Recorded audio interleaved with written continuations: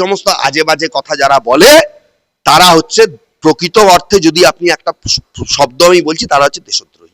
1947 সালে 15ই অগস্ট ভারতের স্বাধীনতা দিবসে নাকি ভারত স্বাধীনই হয়নি। স্বাধীন কবে হয়েছে? যেদিন অযোধ্যায় রামলালার প্রাণ প্রতিষ্ঠা হয়েছে সেদিন ভারতবর্ষ আসল স্বাধীনতা লাভ করেছে। আমার প্রশ্ন এখানেই, তাহলে কি নরেন্দ্র মোদী এতদিন পরাধীন দেশের প্রধানমন্ত্রী ছিলেন? হতেই পারে, হতেই পারে। তাদের কাছে স্বাধীনতার ব্যাখ্যা যদি তাই হয় তাহলে সেটা হতেই পারে। কোনো একজন ভগবানের মন্দির কবে প্রতিষ্ঠিত হয়েছে সেটা যদি দেশের স্বাধীনতা ধরতে হয়, তাহলে এই যে এত প্রাণ গেল, এত খুন হলো, ইংরেজদের আক্রমণ থেকে দেশকে রক্ষা করা হলো, ইংরেজরা ভারত ছেড়ে চলে গেল, ভারত ছাড়ো আন্দোলন, মহাত্মা গান্ধীর আন্দোলন, কাজী কি বলবো, নেতাজি সুভাষচন্দ্র বসুর আন্দোলন, আরো যারা যারা আমাদের মহাপুরুষ রয়েছেন তাদের আন্দোলন, হ্যাঁ, সেই ক্ষুদিরাম বসু, মাতঙ্গিনী হাজরা, এদের সবার আন্দোলন কি তাহলে ফেক?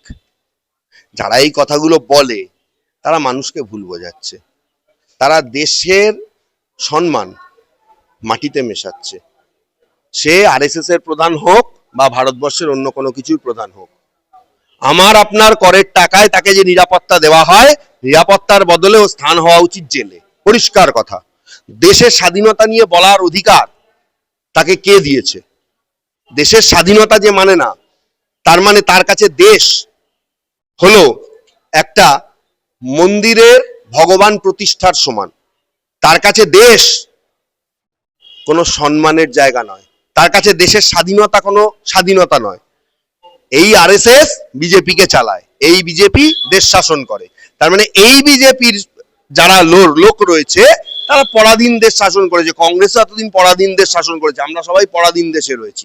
আমাদেরকে ভুল বোঝানো হয়েছে, ভুল পড়ানো হয়েছে।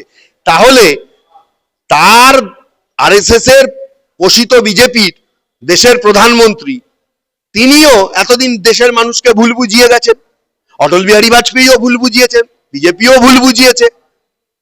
এত যদি ভুল বোঝানো হয় তাহলে তাদের দেশের শাসন ক্ষমতায় থাকার অধিকার কেন আছে?